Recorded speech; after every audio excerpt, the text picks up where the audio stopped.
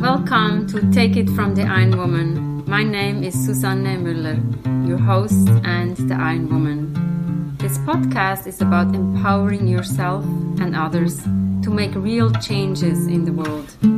You will hear from everyday, smart, sophisticated, hip people like you and me. Not everybody has to be an Iron Woman to impress the world. Together, we will learn from the sports and business leaders how you can become a more successful person as an entrepreneur or a leader. It's one step at a time, one day at a time. Take your steps now. Take your big steps now. Join me on this journey to success. This podcast is being sponsored by Get Loopy. On episode 41, you can hear the story of Isabel, the co-founder and CEO. Get Loopy, get a 20% discount off your first order. GetLoopy.com. Take it from the Iron Woman. I only invite very special people onto my podcast, and today we have Elizabeth from Pennsylvania. We met in New York, so welcome, Elizabeth. Well, I'm happy to be on your program. It makes me very happy to hear from you. And so I met you years and years ago. You were my running coach for the Greater New York, and we were on the same team. So that helped me so much. I was able to get faster and we actually run better marathons because of the training I got with you back at the Greater New York Running Club. So that was good. These were the fun times, right? Fun times. It was every Tuesday. Every Tuesday. And I remember once we were running into each other in the marathon, which some people don't understand, right? But I saw you and it's like, yeah, we were helping each other. So I think running... I forgot about that. Oh my goodness, what a good memory. Oh, you're right. And you know what? That's right. And I think either you came from behind and then you might have even passed me. But, I said, keep going. But that was good. But, we do help each other, right? Tell the listener a little bit, like, what does running mean to you and how did it all start for you? Oh, running means so much to me because I feel like it's medicine. I feel like if I have a bad day or if I'm getting even a little depressed or you're trying to get through something, I feel like I have to get my run in. In fact, there's days where maybe it's rough or you just had a bad day and my husband will say, did you get your run in? So running, that to me is like a medicine. I got started running because I volunteered for a race. I volunteered to be at the finish line. My friend was running that year. That was in 1998. And that year when they came in, I thought, this is the most amazing thing I've ever seen. I'm going to do this next year. And in 1999, I ran my first marathon. And I was so excited to do it because I saw what they did. I wanted that same feeling. That was New York. That was New York, right? And New York certainly is very special. Yeah. And now we want to talk about the numbers because you're so amazing. Tell us the numbers. Well, when I first started, I did a lot. So I did 4 a year, which was a little crazy. But now I'm a little older, so I only do 2 a year. So this year, 2020, in April, Boston would have been my 50th marathon and my 20th Boston. Yeah. And I've done 20, it would have been 20 Bostons, which now my 20th will be virtual. And then I did 20 New Yorks. I've done 10 other ones, other places. So, yeah, I love it though. It just kind of defines who you are, because you're free, you're out there, you're thinking, you're running, you're training, you can be proud of yourself. You're doing something that most of the world doesn't do, and you're completing these difficult tasks. And it's physical, but it really is mental. I love it. I like to hear that. And you're certainly a person who's always smiling when you're running. I remember. Tell us a little bit about the virtual situation now. So obviously we have been not running as much as we want to, and we're not as happy as we want to. Right. So how is that going for you? I really actually like it. I didn't really understand what it was at first. I didn't know, how does this work? I mean, how do they know what we're doing? We closed our office, my husband's office, his practice in March 12th, we closed. And so then I started looking to see what it is. And basically, you pick a race, maybe a race that was supposed to be scheduled, and then you go out and you run it in your location. And then you use your Garmin, and then you upload all your data, and then they send you a reward. Sometimes you get a medal, or you get a bib, or you get a T-shirt or something. and you are still competing with other people, and then they're just documenting what they're doing, and then you get all the feedback. So I find that the virtuals help me. So I'm still planning. I'm not going to not just do nothing. I've got it. Like, so I have several coming up. I've done several. And then there's times where maybe you wouldn't have done something. Like I did these duathlons that I did. I was supposed to do these triathlons. But then, I said, okay, I'll do the duathlon. So to me, helps me stay focused. Mm-hmm. And I'm still training so that when 2021 comes along, I'm still on target, So I like having that. So it's about the structure and the training and probably also the determination. And the reward. Yeah. The reward. Yeah. And I like goals. the masks that they send us. Like, they're labeled with maybe the race it was, or I'm easily pleased. That's nice. Wow. So tell us a little bit about the duathlon that you did. So we know in New York City, we have the triathlon where you swim in the Hudson, then you bike, and then you run. So how did that go virtually? It was excellent because I got a letter saying, hey, it's been canceled. And so they probably recognized that you couldn't swim. So what they did was they broke it up and they said, listen, this is your date range and you must complete 1 mile. Instead of 1 mile of swimming, they had you run a mile. And then in another segment, they wanted you to do your 25 miles of biking. And then in another segment, you had to do your 10K. So you just uploaded them each day. If you had any photographs, you would upload the photographs, and then they would have print like a little label with the symbol of the triathlon, and you could print those. And it was nice. And then what was great about the duathlons is that they actually placed you. So you knew if there was 1,000 people doing it, where did you fall in line? So it was nice. It was a little more competitive than just entering your information. So those were pretty awesome. So I just finished my second one. I did Chicago and New York. This is really amazing. And you said you basically use a duathlon with the biking to map out your marathon course. So tell us, how does that work? Yeah, so I had to do the duathlon for the New York City one. And so I'm supposed to do the virtual Boston. And so I needed to find a route that was 13 miles one way, and then I can just come back 13 miles or 13.1.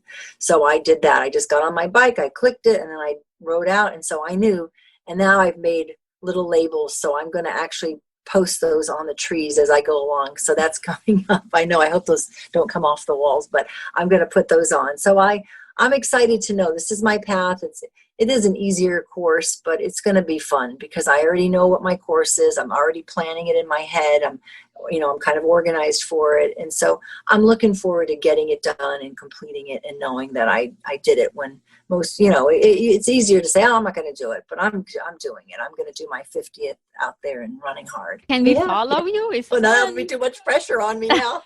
Well, sorry, if you are running New York, we can track every single step. So if it's virtual, I think it should be possible too. It should. I didn't, nobody's asked me. So to me, what I love about you is like you're so determined, and you told me before we recorded, it wasn't so easy, and now you took a coach. So we all know in sports, we have a coach. In business, can help you much more. Yes. So what is it that a coach can do? I think it's the extra motivation. I think everybody needs a coach, whether it's in business or it's in training, because sometimes you know what you need to do, but you need someone to say, no, do it. And then you have to be accountable to them. And you've got to go back and you've got to chart out, hey, how'd that workout go? How'd you feel?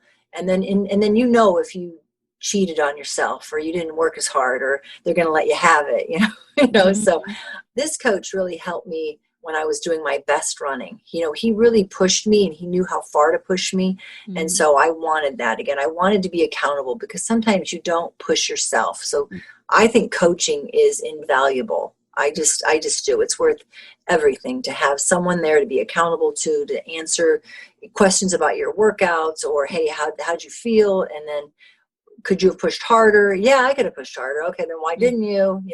And so I like that accountability. And since you have been running for quite a while, doing your 50th marathon soon, what would you give as a recommendation to somebody who wants to follow you? How did you start? At first, I actually just bought books, and I bought books on how to start running, because I really honestly didn't do anything physically at all. I went from volunteering to reading these books, and now there's a lot more online, which is actually better. It's easier. I think it's just all about the training and about how do you train and prepare yourself. If you're prepared in anything, you could do anything. So like right now with my training, I run less. I used to run many, many miles, but now I only really run 3 times a week, maybe 4 at the most. I used to run every day, and I maybe 70 miles a week, but now I only might do 35, and that's really maybe the most, maybe 40. But now I make sure I get maybe a recovery run in after my long run. I get a really hard speed workout. And, when I say a hard workout, that means I'm giving my all. I'm not cheating, because what's the point? And then I do a tempo every week, and that increases as you kind of start coming up in your training. It might be 8 miles of hard, you're running tempo hard.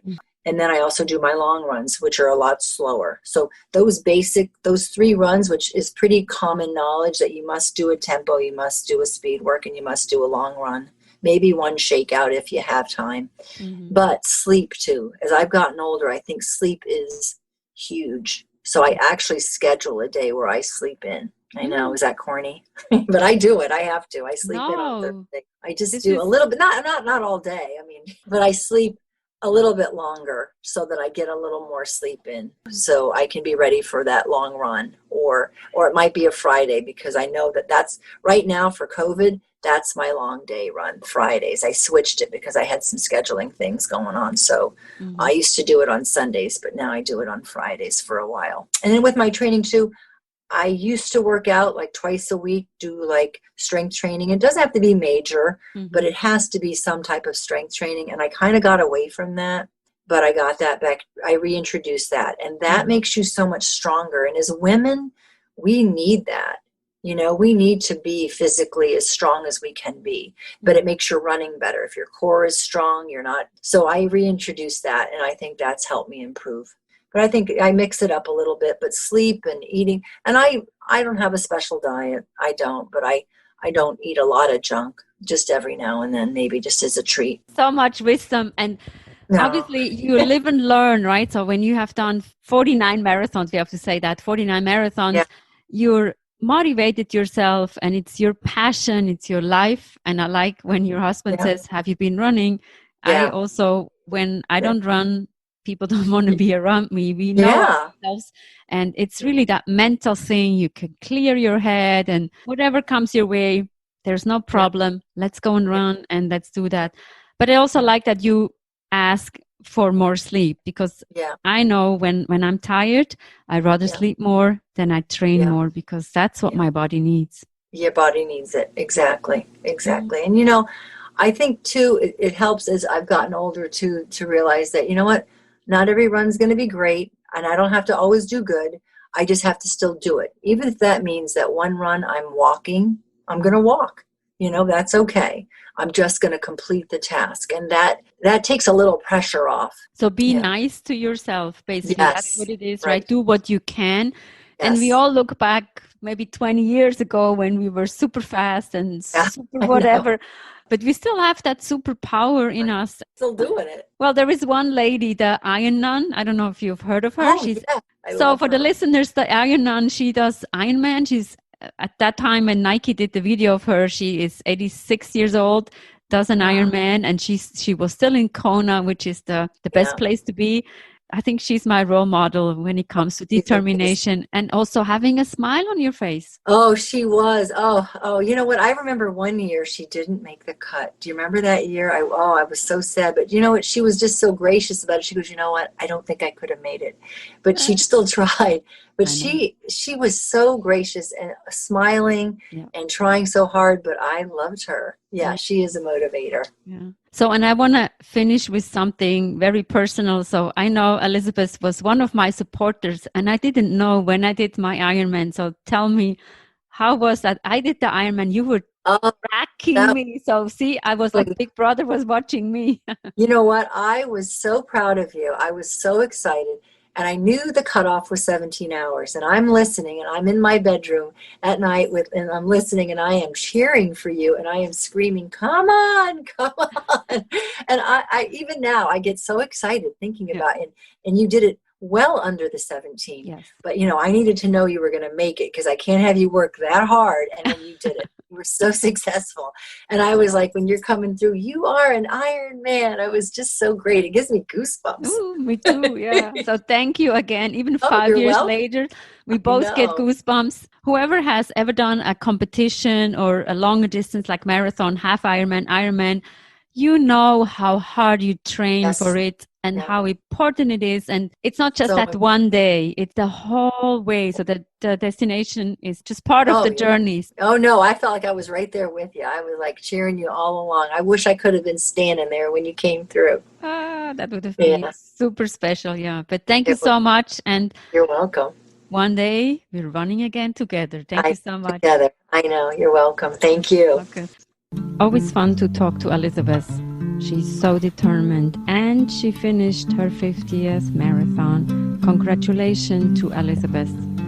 Take it from the Iron Woman. We have episodes every Monday, every Wednesday. Don't miss out. And don't forget to order Get Loopy. Get Loopy is the plant-based snack. Take It From the Iron Woman is also a book. It can be ordered from Amazon as an ebook or a paperback. Don't miss out. Be determined. Train, even if times are hard. We heard from Elizabeth. One step at a time, one day at a time. Thank you for listening. Chime in next time. Bye-bye.